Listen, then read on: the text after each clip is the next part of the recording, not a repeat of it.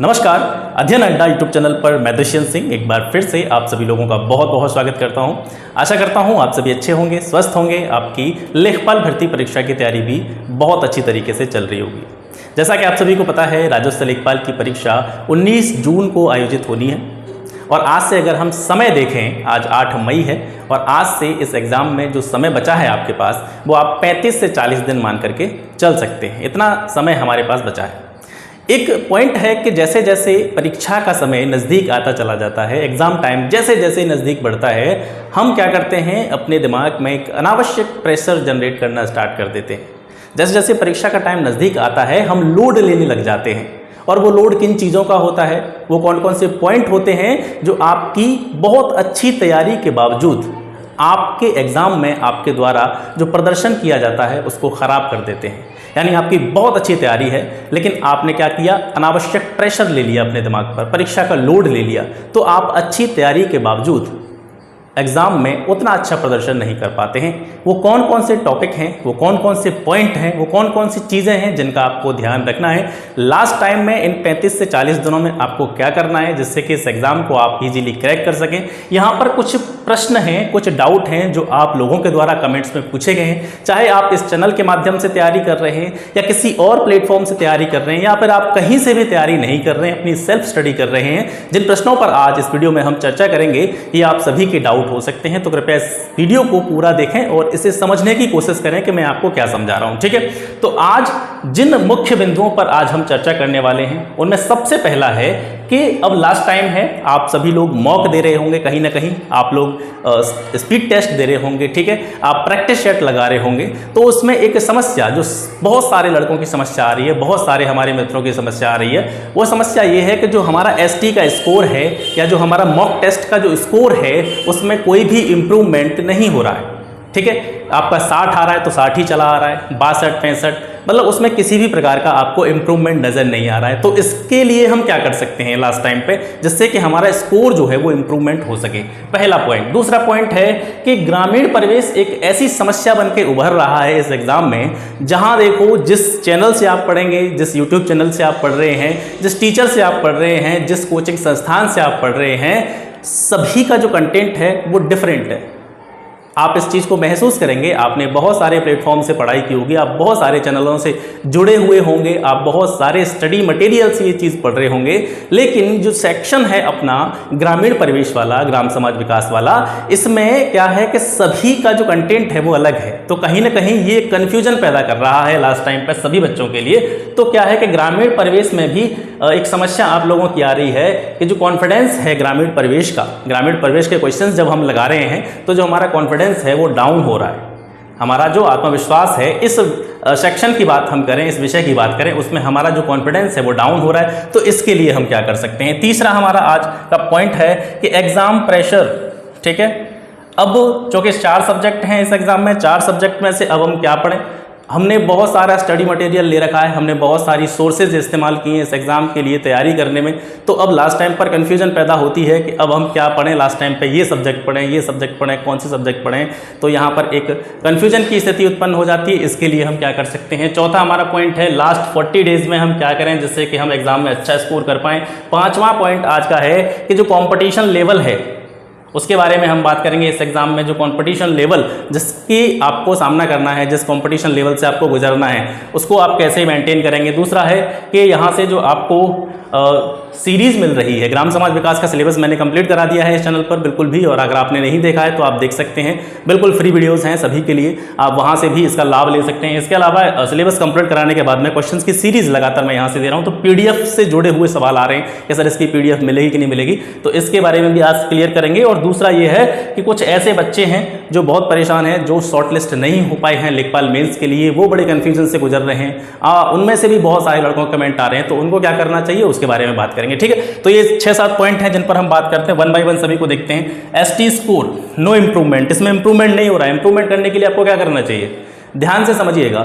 ज़्यादातर हम क्या करते हैं, आप में से बहुत से ऐसे भी होंगे जो बड़े अवेयर स्टूडेंट होंगे और जो भी स्पीड देते होंगे, स्पीड टेस्ट देते होंगे या मॉक टेस्ट देते होंगे, तो उसका एनालाइज करते होंगे बैठ के, कहाँ पर हमने कमी करी, कहाँ पर हमने किस जगह पर हमको ज़्यादा मेहनत करने की ज़रूरत है, कहाँ पर हमको कम मेहनत करने की ज़रूरत है। तो इस तरीके से एनालाइज करते होंगे आप, लेकिन ज़्यादातर स्टूडेंट ऐसे होंगे जो कि मॉक दिया, अपना स्कोर देखा और बात खत्म। दरअसल हम मॉक टेस्ट देते हैं, स्पीड टेस्ट देते हैं या प्रैक्टिस सेट्स लगाते हैं, तो हमारा असल काम वो मॉक टेस्ट देना, स्पीड टेस्ट देना या प्रैक्टिस सेट लगाना नहीं होता है। असल काम स्टार्ट होता है मॉक देने के बाद। जो भी हम स्पीड टेस्ट दे रहे हैं, जो भी हम प्रैक्टिस सेट लगा रहे हैं, जो भी हम स्पीड टेस्ट दे रहे हैं, उसके बाद में असली काम हमारा स्टार्ट होता है।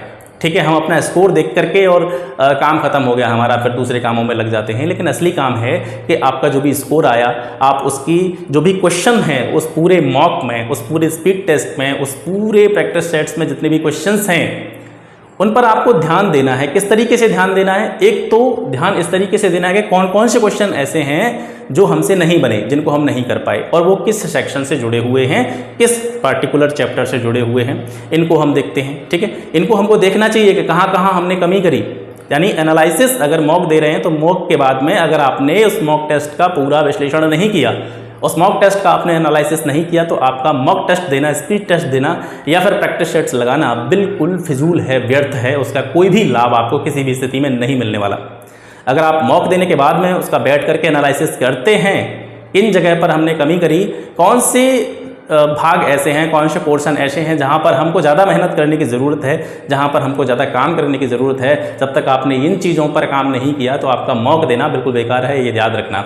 दूसरी गलती हम क्या करते हैं मॉक टेस्ट देने में? दूसरी गलती हमारी ये होती है कि कुछ क्वेश्चंस ऐसे होते हैं जो हमारे तुक्के से सही होते हैं।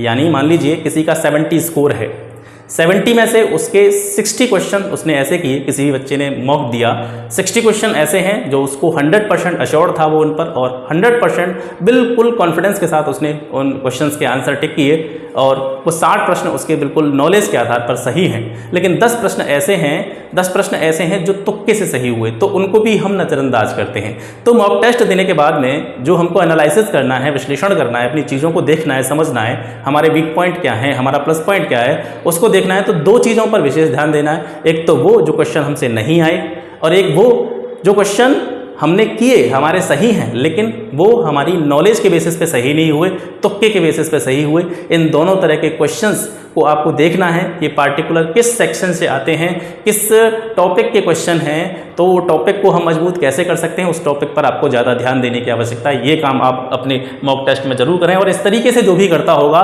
उसका जो स्कोर है निश्चित रूप से इम्प्रूव होता रहा होगा। यानी आप में से बहुत सारे बच्चे ऐसे होंगे जो स्पीड टेस्ट देने के बाद में, मॉक टेस्ट देने के बाद में उसका एनालिसिस करते होंगे, कहाँ कहाँ हमने गलती की, कौन कौन से क्वेश्चन ऐसे हैं जो हमने तुक्के से सही कर दिए, उनको भी हमको देखना है। और इन चीज़ों पर जो काम करता चला आ रहा होगा लगातार, उसका जो स्कोर है वो धीरे धीरे इंप्रूव हुआ होगा। तो आप ये गलती नहीं करना। अब आज के बाद में जितना भी टाइम बचा है, जो भी आप मॉक दें, स्पीड टेस्ट दें, प्रैक्टिस सेट्स लगाएं, तो उसके जो भी क्वेश्चंस हैं, तो जो दो टाइप के क्वेश्चन हैं, एक तो आप गलत करते हैं या फिर जो आपको नहीं आए, या फिर ऐसे क्वेश्चन जो आपने तुक्के से सही किए, उनका विश्लेषण करें। वो किस टॉपिक से बिलोंग करते हैं, वो किस सेक्शन से आते हैं, उस सेक्शन पर आपको थोड़ा सा ज़्यादा ध्यान देने की आवश्यकता है। और ऐसे क्वेश्चन जो आपसे लगातार बन रहे हैं उन पर कम ध्यान दीजिए। ठीक है, तो एसटी के बारे में इतना आप यहाँ से कर सकते हैं। दूसरा ग्रामीण परिवेश। ग्रामीण परिवेश के बारे में जैसे कि हम बात कर रहे थे, हर चैनल का कंटेंट अलग है, हर टीचर का कंटेंट अलग है, क्योंकि ये सब्जेक्ट ही ऐसी है। ठीक है, इसमें जो चैप्टर दिए गए हैं वो स्पेसिफिक किसी बुक में नहीं मिलते हैं। ग्रामीण परिवेश का जो भी सिलेबस है आपका, वो स्पेसिफिक किसी बुक में, आप बुक भी देखेंगे तो बुक में भी अलग अलग कंटेंट आपको मिलेगा। तो ये एक तरह से हम कह सकते हैं इस एग्ज़ाम में सिलेक्शन में एक बहुत बड़ा रोल इस सब्जेक्ट का रहेगा। ग्रामीण परिवेश का अनप्रेडिक्टेबल सब्जेक्ट है ये, इसको प्रेडिक्ट नहीं कर सकते हैं। तो हर व्यक्ति अपने अपने अनुभव के आधार पर पढ़ा रहा है, मैं भी अपने अनुभव के आधार पर मैंने आपको चीज़ें बताई हैं। तो ये जो रहेगा, जो ग्रामीण परिवेश में अच्छा स्कोर करेगा, इस एग्जाम का मैं बता रहा हूँ आपको टर्निंग पॉइंट ग्रामीण परिवेश रहेगा। मैथ्स सब पढ़ते चले आ रहे हैं और भी एग्जाम्स के लिए पढ़ते चले आ रहे हैं, जीएस सबने पढ़ी होगी और भी एग्जाम्स के लिए पढ़ी होगी, हिंदी सबने पढ़ी होगी और भी एग्जाम्स के लिए पढ़ी होगी, तो वो सब कॉमन है। अगर मैथ का, जीएस का, हिंदी का अगर हम एवरेज लगाएं तो लगभग सभी लोगों का जो स्कोर रहेगा इसमें बहुत ज़्यादा वेरिएशन नहीं रहेगा। एग्जाम में जो वेरिएशन पैदा होगा वो इससे पैदा होगा, इस ग्रामीण परिवेश वाले सेक्शन से पैदा होगा। जो इसमें अच्छा कर गया वो सिलेक्शन ले जाएगा। ठीक है, तो अगर ग्रामीण परिवेश का जो कॉन्फिडेंस आपका डाउन हो रहा है तो यहाँ पे भी आपका एक कमी हो सकती है कि लैक ऑफ कॉन्फिडेंस। ठीक है। कॉन्फिडेंस अगर आपका डाउन हो रहा है तो इसका रीज़न ये हो सकता है कि आपने प्रैक्टिस कम की है, और दूसरी चीज़, अगर आपको ऐसा लग रहा है कि मैं ही एक पृथ्वी पर ऐसा व्यक्ति हूँ या उत्तर प्रदेश का मैं एक ऐसा व्यक्ति हूँ कि मेरा ग्रामीण परिवेश में कॉन्फिडेंस डाउन हो रहा है, तो आप याद रखिए 10 में से 8 लड़कों का कॉन्फिडेंस डाउन ही है ग्रामीण परिवेश में। ग्रामीण परिवेश में जो स्थिति आपकी है वो लगभग सभी की है। ग्रामीण परिवेश में ये बहुत ही मतलब कह सकता है इसको, ये बहुत ही इंपॉर्टेंट पॉइंट है इस चीज़ का कि ग्रामीण परिवेश में जो स्थिति आप महसूस कर रहे हैं वो सभी महसूस कर रहे हैं। बाकी जो 3 सब्जेक्ट हैं, हिंदी आपकी, जीएस आपकी, मैथ्स आपका, उसमें सभी कंफर्टेबल हैं, लगभग सभी लोग कंफर्टेबल हैं। और क्योंकि यहाँ पर शॉर्टलिस्ट होकर के आए हैं यूपी लेखपाल मेंस के लिए, तो सभी लड़के अच्छे हैं, पढ़ने वाले हैं, ठीक है। तो ये बाकी की जो 3 सब्जेक्ट हैं इसमें सभी अपने आप को कंफर्ट महसूस कर रहे हैं, लेकिन ग्रामीण परिवेश में सभी अनकंफर्टेबल हैं। तो इस चीज़ की भी आपको टेंशन नहीं लेनी है, ज़्यादा से ज़्यादा प्रैक्टिस करनी है। हालांकि मैंने इस चैनल पर भी ग्रामीण परिवेश का पूरा सिलेबस कराया है और जो क्वेश्चन सीरीज़ है वो लगातार चल रही है। मार्केट से मैंने आपको कह दिया है कि कोई भी बुक आपको नहीं खरीदनी है। अगर आप चाहें तो ये आपकी इच्छा है, मैं आपको फोर्स नहीं कर रहा हूँ, आप पर दबाव नहीं डाल रहा हूँ। ग्रामीण परिवेश के जितना भी मटेरियल पूरे मार्केट में, उस पूरे मार्केट के मटेरियल का निचोड़ करके मैंने आपको दिया है और लगातार दे रहा हूं। और मैं ऐसा मानता हूं कि इस पूरे मटेरियल को अगर आप पढ़ लेते हैं, जो क्लासेस हैं उनको पूरा कर लीजिए, इसके अलावा जो भी क्वेश्चंस की सीरीज चल रही है उसको आप अगर अच्छी तरीके से कर लेते हैं तो निश्चित रूप से आप फोड़ देंगे ग्रामीण परिवेश को, बहुत अच्छा स्कोर इसमें आप करेंगे, ठीक है। तो ग्रामीण परिवेश की समस्या आपकी नहीं है, सबकी समस्या है, तो टेंशन ना लें, ज़्यादा से ज़्यादा प्रैक्टिस करें और चीज़ों को समझने का प्रयास करें, ज़्यादा से ज़्यादा चीज़ों को समझने का प्रयास करें, ठीक है। आप ये ना समझें दिमाग में कि ग्रामीण परिवेश में हमारा कॉन्फिडेंस डाउन हो रहा है तो सबका उठ रहा होगा या सबका कॉन्फिडेंस बढ़ रहा होगा। सभी की हालत ग्रामीण परिवेश में यही है, वो तो एग्जाम बताएगा किस तरीके का, किसका जो कंटेंट है वो एग्जाम में काम आता है, ठीक है। तीसरा है एग्जाम प्रेशर, क्या पढ़ें और क्या नहीं पढ़ें। हमेशा से मैं कहता चला आया हूँ, जो सोर्सेज हैं अपनी वो हमेशा कम रखो, जितनी कम सोर्सेज रखोगे उतना ही अच्छा रिजल्ट आपको मिलेगा। हम क्या करते हैं, जनरली 10-15 टाइप की बुक होंगी हमारे पास, एक सब्जेक्ट की 6-6, 7-7 पब्लिकेशन की किताबें हमने रखी होंगी, 2-2, 3-3 कोचिंग के पेड कोर्स हमने ले रखे होंगे, कभी इसका बढ़िया है, इसका बढ़िया है सभी को। तो वहाँ पर क्या है कि आप उसको सबको मिक्स कर दे रहे हो, कॉकटेल बना दे रहे हो उसकी, ठीक है। तो जो हमारी सोर्सेज हैं, आपको ध्यान रखना है, जो सोर्सेज हैं हमारी वो लिमिटेड होनी चाहिए। और लास्ट टाइम पर आपको यही करना है, लास्ट टाइम पर आपको अलग से कोई चीज़ नहीं पढ़नी है, थ्योरेटिकल चीज़ें आपको नहीं पढ़ेंगी। लास्ट टाइम में मैं आपको एडवाइस दे रहा हूँ, ये मेरी व्यक्तिगत सलाह है आपसे कि थ्योरेटिकल चीज़ें अब अपने लास्ट टाइम में आप नहीं पढ़ेंगे। इन 30 दिनों में या 35 दिनों में आपको सिर्फ एक ही काम करना है, अब तक आपने जितना पढ़ा है और अब तक आपके पास जो भी सीमित सोर्सेज हैं, सीमित मटेरियल है, उसका ज़्यादा से ज़्यादा बार रिवीजन कीजिए। एग्ज़ाम निकालने का हमेशा से मैं एक बताता हूँ, हमेशा से एक रूल होता है, मल्टीपल सोर्सेज होती हैं, जो भी मल्टीपल सोर्सेज होती हैं, ठीक है, आदमी के पास अगर बहुत सारी सोर्सेज होती हैं तो रिवीजन नहीं हो पाता है, रिवीजन वो नहीं कर सकता है। और एग्ज़ाम निकालने का सबसे बेस्ट पॉइंट यही होता है कि आप जितना ज़्यादा रिवीजन जिसने कर लिया वो उतना अच्छा स्कोर कर पाएगा। अगर हम रिवीजन नहीं करते हैं और चीज़ें हमने सारी पढ़ी होती हैं और एग्ज़ाम में हमारे सामने क्वेश्चन आता है तो हमको देख कर कैसा लगता है कि इसको हम जानते हैं, इससे हमारा परिचय है, इससे हमारा आमना सामना हो चुका है, लेकिन आप फुली कन्फर्म तरीके से उस पर अपना जो है आंसर नहीं लगा सकते हैं, आप कंफ्यूज रहेंगे, ये भी हो सकता है, ये भी हो सकता है, वो भी हो सकता है, आपके दिमाग में कन्फ्यूजन बनी रहेगी। लेकिन जिसने ज़्यादा से ज़्यादा रिवीजन किया होगा, जिसने ज़्यादा से ज़्यादा अभ्यास किया होगा, वो बिल्कुल अश्योर्ड होकर के वो 100% कन्फर्म तरीके से अपने आंसर पर टिक करेगा, ठीक है। तो लास्ट टाइम पर आपको क्या करना है, बिल्कुल भी कंफ्यूज नहीं होना है, बहुत सारी किताबों का गट्ठर नहीं लगाना है लास्ट टाइम पर, जितना अभी तक आपने पढ़ा है। और वास्तविकता में जो सीरियस कैंडिडेट होंगे, जो गंभीर छात्र होंगे, उन्होंने अपना सिलेबस लगभग कंप्लीट कर लिया होगा, चाहे कहीं से भी किया होगा, उन्होंने अभी तक अपना सिलेबस कंप्लीट कर लिया होगा और इस टाइम पर सिर्फ वो रिवीजन कर रहे होंगे। इस टाइम पर अपने कॉन्सेप्ट्स को क्लियर करने की कोशिश कोई नहीं कर रहा होगा। और अगर आप इस टाइम पर भी अपने कॉन्सेप्ट्स को क्लियर करने की कोशिश कर रहे हैं तो आप ये मान के चलिए आप में कहीं ना कहीं कमी है और आप दूसरे लोगों से कहीं पीछे हैं। और जो व्यक्ति या जो बच्चे अपने कॉन्सेप्ट्स क्लियर करके इस टाइम पर रिवीजन कर रहे हैं वो आपसे बहुत ज़्यादा आगे हैं। तो आपको ध्यान रखना है, अभी भी समय नहीं गुजरा है, 30 दिन रिवीजन के लिए बहुत होते हैं। अगर 30 दिन में आप ज़्यादा से ज़्यादा रिवीजन करते हैं अपनी पुरानी चीज़ों का जो आपने अभी तक पढ़ी हैं, तो निश्चित रूप से आप एग्जाम में अच्छा स्कोर करेंगे। सोर्सेज अब यहाँ से आपको नहीं बढ़ानी है, ठीक है। यूट्यूब पर भी मैं आपको कहूँगा कि यूट्यूब पर भी आपका समय वेस्ट होता है, यूट्यूब पर भी बहुत सारी सोर्सेज का इस्तेमाल नहीं करना, आपको जो एक सोर्स बढ़िया लगे उस सोर्स का इस्तेमाल करना। ठीक है, अपनी चीज़ों के लिए जहाँ से भी आपको थोड़ा बहुत देखना है, तो जो चीज़ें आपको बढ़िया लगती हैं उनमें से एक प्लेटफॉर्म चुनिए, आप एक चीज़ चुनिए, कोई सा भी चुनिए, जो आपको अच्छा लगे वो चुनिए, लेकिन मल्टीपल सोर्सेज की तरफ मत जाइए। अगर इस टाइम पर आप मल्टीपल सोर्सेज का यूज़ करते हैं तो आप अपने लिए कहीं ना कहीं नुकसान उठाएंगे। एग्ज़ाम में आपके ये एफिशिएंसी पर, एग्ज़ाम पर, आपकी क्षमता पर इसका बुरा असर पड़ेगा। ठीक है, तो क्या पढ़ें क्या नहीं पढ़ें, इसमें तो कन्फ्यूजन होना ही नहीं चाहिए, बिल्कुल भी कन्फ्यूजन होना नहीं चाहिए आपको। अगर ये कन्फ्यूजन आपको हो रहा है तो आप कहीं ना कहीं गलत दिशा में जा रहे हैं। रिवीजन अब तक आपने जितनी चीज़ों को कॉन्सेप्ट वाइज पढ़ा है, उन चीज़ों का सिर्फ और सिर्फ आपको अब रिवीजन करना है, इसके अलावा आपको कुछ नहीं करना है।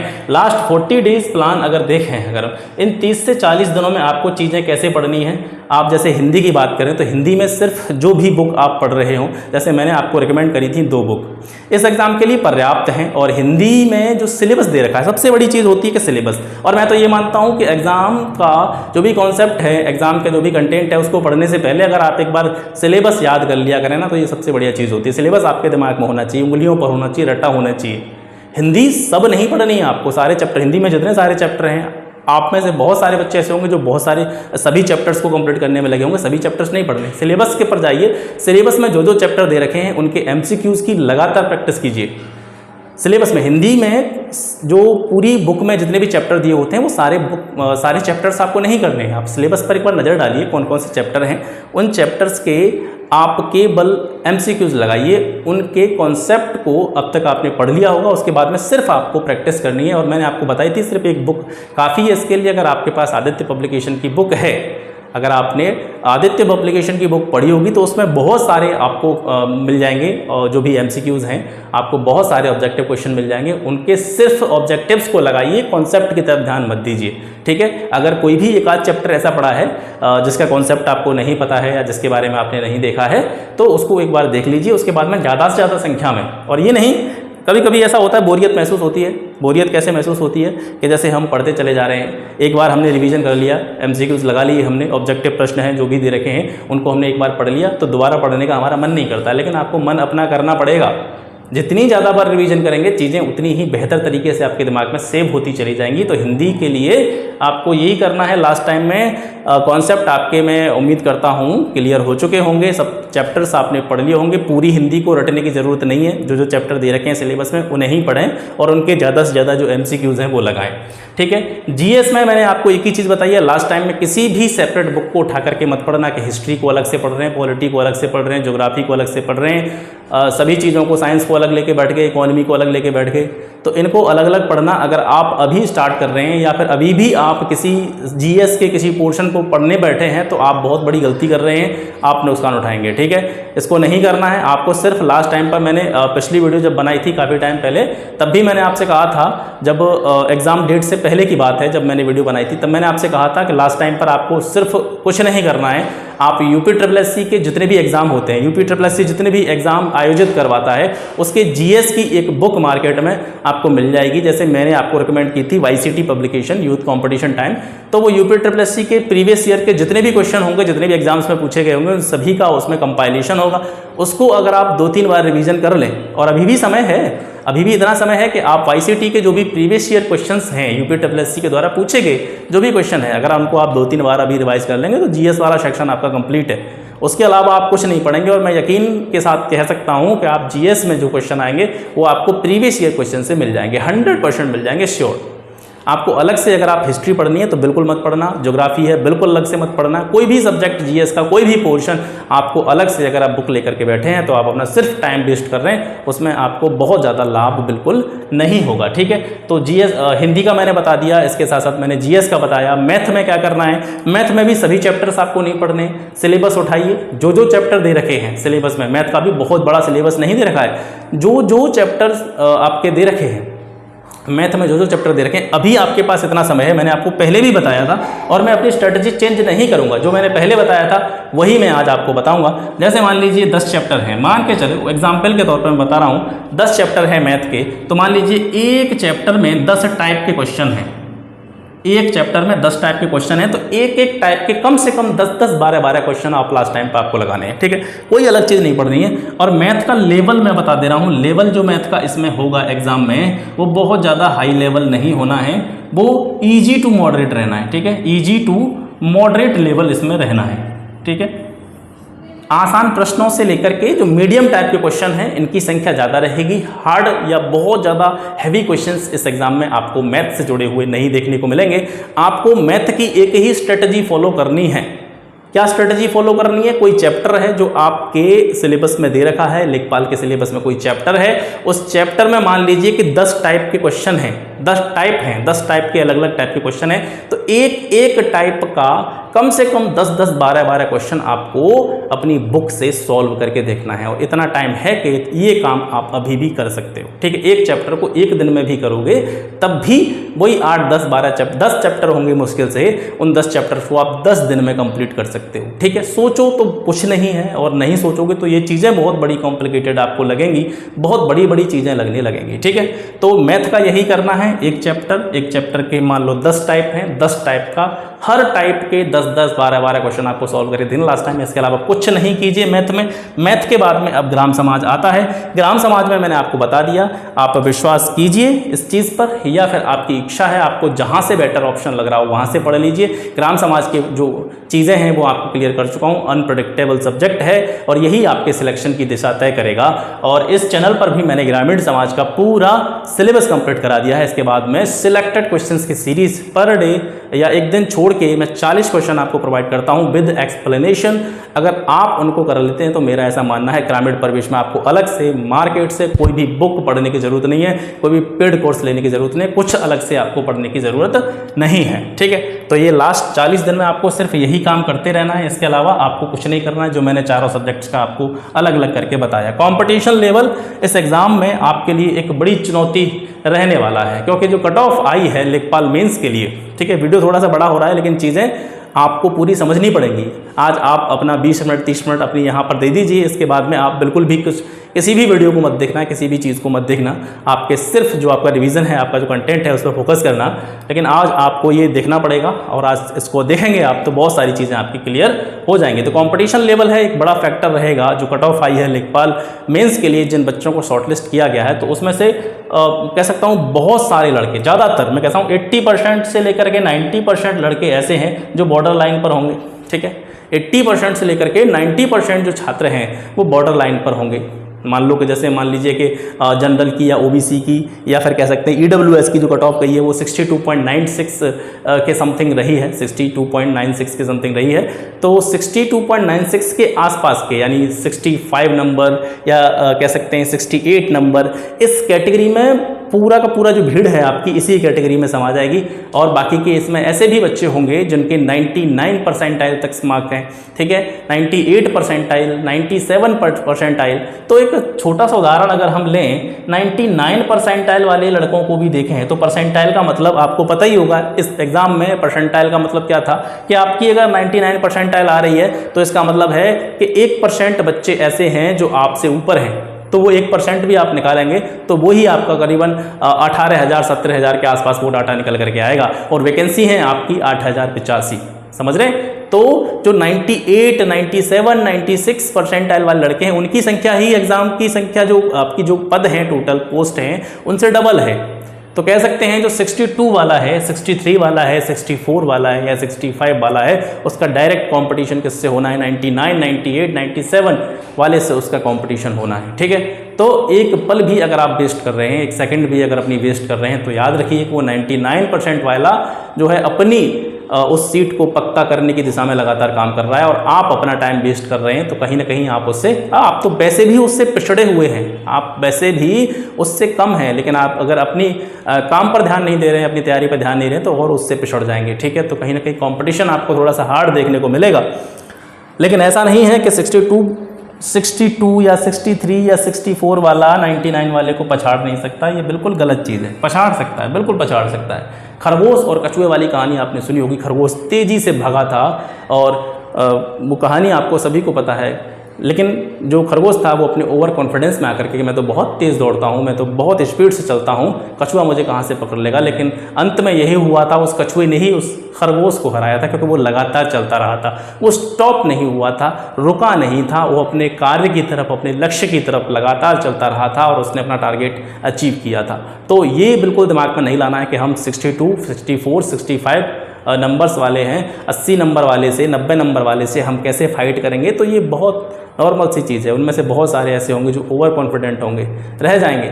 आपको उनसे ज़्यादा मेहनत करनी है, अपने दिन को डबल कर देना है, आपको रातों को डबल कर देना है, इतनी पढ़ाई करनी है, ठीक है। तो ये आपको देखना है। तो कंपटीशन को, इसको आपको बिल्कुल भी नेगलेक्ट नहीं करना है, नज़रअंदाज नहीं करना है, ये भी बड़ा फैक्टर रहेगा इस एग्जाम में।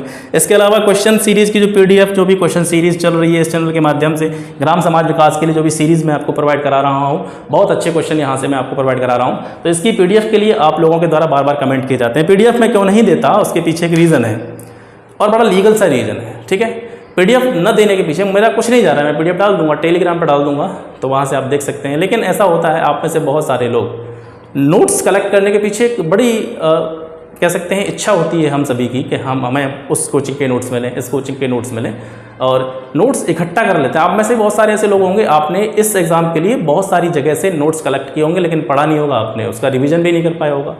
और कुछ नोट्स ऐसे भी होंगे, कुछ मटेरियल ऐसा भी होगा जिसको आपने अभी तक टच भी नहीं किया होगा। तो ऐसा होता है। दूसरी चीज़, ये चीज़ें जो हैं क्वेश्चंस मैं करा रहा हूँ आपको, जो क्वेश्चंस मैं आपको करा रहा हूँ, तो जितना पढ़ने से समझ में आता है, अगर कोई व्यक्ति दूसरा बोलता है और उसकी जो आवाज़ है हमारे कानों तक पहुँचती है, तो इसका ज़्यादा इफेक्ट हमारे ब्रेन पर पड़ता है, हमारे दिमाग पर वो चीज़ें ज़्यादा असर करती हैं जो हम किसी दूसरे से सुनते हैं। ये दिमाग की साइकोलॉजी होती है, ठीक है। दिमाग की, ब्रेन की साइकोलॉजी क्या होती है, जो चीज़ हम पढ़ते हैं वो हमें बहुत जल्दी याद नहीं होगी, लेकिन जो चीज़ हम दूसरे से सुन रहे हैं, अपने कानों से और किसी चीज़ को हम सुन रहे हैं, से श्रवण कर रहे हैं, वो चीज़ हमारे दिमाग में जल्दी फिट हो जाती है, ठीक है। तो चलो, फिर भी आप कह रहे हैं कि PDF अगर आपको चाहिए तो PDF दे दूंगा। मुझे पता है वैसे भी आप वीडियो नहीं देखेंगे, अगर मैंने आपको PDF दे दी तो वीडियो देखना बंद हो जाएगा, लेकिन इसके लिए भी मैं ऐसा करूँगा, पहले आपको वीडियो देखनी ही पड़ेगी। और इसलिए नहीं कि मुझे व्यूज़ चाहिए तो मैं डेली फालतू की वीडियो बनाता रहता।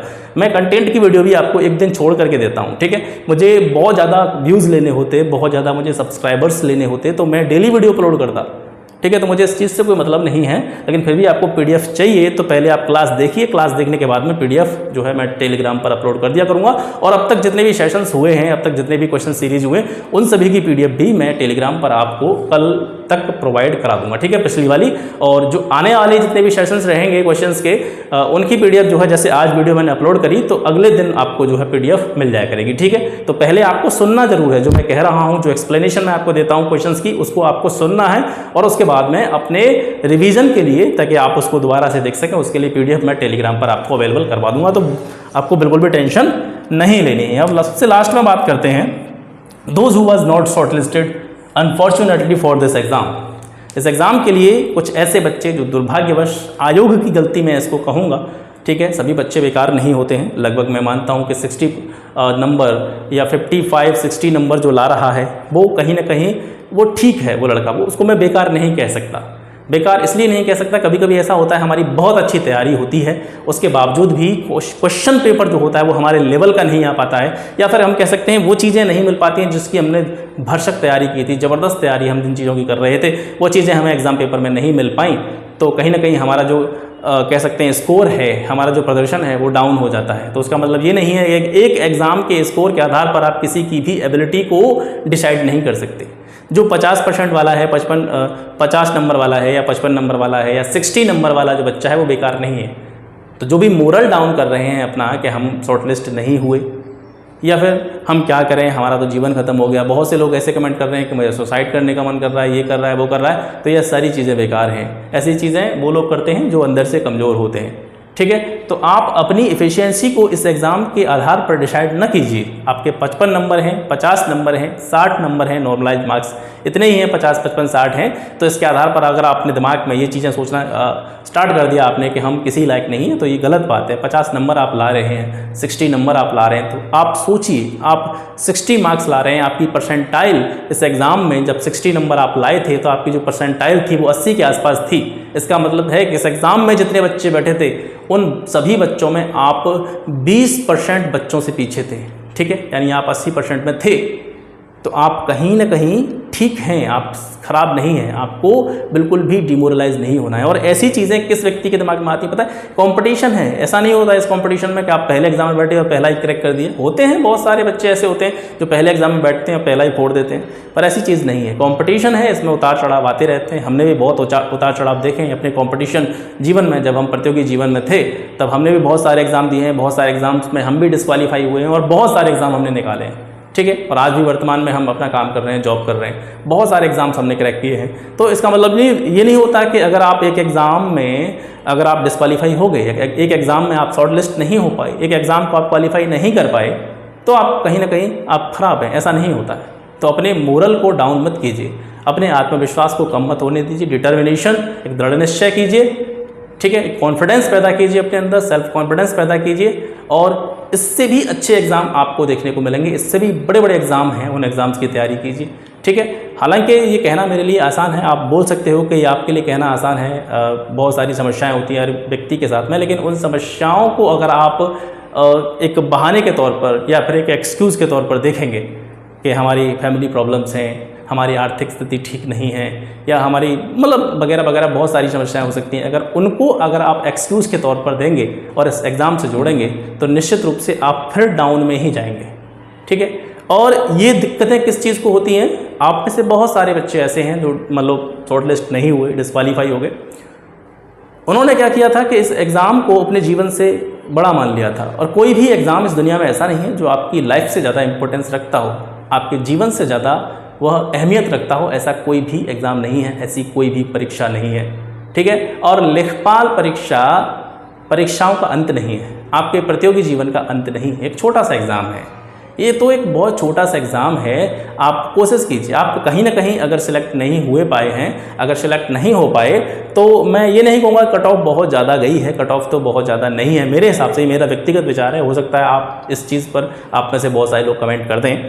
तो कट ऑफ तो अगर 60 नंबर या 62 नंबर या 63 नंबर जा रही है नॉर्मलाइज मार्क्स के हिसाब से, तो मेरे हिसाब से ज़्यादा कट ऑफ नहीं है। लेकिन गलती आयोग की ये थी कि उसको पहले बताना चाहिए था। बहुत सारे लोग तैयारी करते रहे लेखपाल एग्ज़ाम के लिए और किसी दूसरे एग्ज़ाम की तरफ वो ध्यान देती है, तो कम से कम पहले उनको क्लियर हो जाता, पहले सारी चीज़ें पता चल जाती उनको, तो उनको एक कन्फ्यूज़न नहीं रहती इस चीज़ की। तो ये आयोग की गलती है थोड़ी सी, तो इससे काफ़ी जो है बच्चों को परेशानी हुई है, उनका नुकसान हुआ है। लेकिन आप ये भी मत समझें कि आप लेखपाल परीक्षा के लिए पढ़ रहे थे तो आपकी पढ़ाई बेकार गई। कोई भी चीज़, किसी भी सब्जेक्ट को हम पढ़ रहे हैं, वो कहीं ना कहीं जा कर के आपके कॉम्पिटिटिव लाइफ से जुड़ जाती है। आपने जो भी चीज़ें अब तक पढ़ी हों, लेखपाल परीक्षा को ध्यान में रख के ही पढ़ी हों, वो कभी बेकार नहीं जाएंगी। कहीं ना कहीं आगे आपको उसका एडवांटेज, उसका बेनिफिट आपको देखने को मिलेगा, ठीक है। तो इन सारी चीज़ों के बारे में हमने आज डिस्कशन किया। जो चीज़ें मैंने बताई हैं इस पर आपको बड़ा ध्यान देना है और जिस तरीके से मैंने बताया आपको उसी तरीके से काम करना है। बाकी जो नहीं हो पाए हैं, जो शॉर्ट लिस्ट नहीं हो पाए हैं इस एग्ज़ाम के लिए, वो अगले वाले एग्ज़ाम के लिए अपनी कमर कस लीजिए। और अभी क्योंकि लेखपाल एग्ज़ाम में हम थोड़ा सा लेट काम करना स्टार्ट किए थे, आने वाले जो भी एग्ज़ाम हैं, जैसे यूपी कांस्टेबल का एग्ज़ाम होने वाला है, उसकी तैयारी स्टार्ट कर दीजिए। यहाँ से आपको जितना भी स्टडी मटेरियल होगा, अब की बार मैं पूरा स्टडी मटेरियल PDF के थ्रू भी आपको प्रोवाइड कराऊंगा यूपी पुलिस के लिए जब भी हम स्टार्ट करेंगे। मैं मानता हूँ कि यूपी पुलिस के लिए भी एग्ज़ाम के बाद में आपको 4 महीने आराम से मिलेंगे तैयारी करने के लिए। 4 महीने यूपी पुलिस के एग्ज़ाम को क्रैक करने के लिए पर्याप्त हैं, ठीक है। बिल्कुल 4 महीने में बहुत अच्छी तरीके से तैयारी हो जाएगी। हालांकि एग्ज़ाम फॉर्म आएंगे उससे पहले ही हम अपना जो है बैच यहाँ से या कोर्स जो भी होगा वो स्टार्ट कर देंगे। और आपको कहीं भी पेड कोर्स लेने की ज़रूरत नहीं है, एक भी पैसा आपको खर्च करने की ज़रूरत नहीं है। आपके साथ रह करके रात दिन जो भी स्टडी मटेरियल होगा, बेहतर से बेहतर चीज़ें मैं आपको यहाँ से प्रोवाइड कराऊंगा और आपका सिलेक्शन 100% इस चैनल के माध्यम से मैं कराऊंगा, ठीक है। तो फिर आशा करता हूँ आज का ये सेशन जो होगा आपको अच्छा लगा होगा। जो भी डाउट थे आपके, वो मैंने यहाँ पे अपने अनुभव के आधार पर, अपने एक्सपीरियंस के आधार पर उनको सॉल्व करने का प्रयास किया। और मेरी जो शुभकामनाएं हैं, मेरी बेस्ट विशेज़ हैं, वो आपके साथ हैं। आप इस एग्ज़ाम में अच्छा करें, बहुत अच्छी तरीके से तैयारी करें और इस एग्ज़ाम में अपनी एक सीट सुनिश्चित करें। मिलते हैं आपसे फिर एक नेक्स्ट वीडियो में एक नए टॉपिक के साथ में। तब तक के लिए नमस्कार, जय हिंद।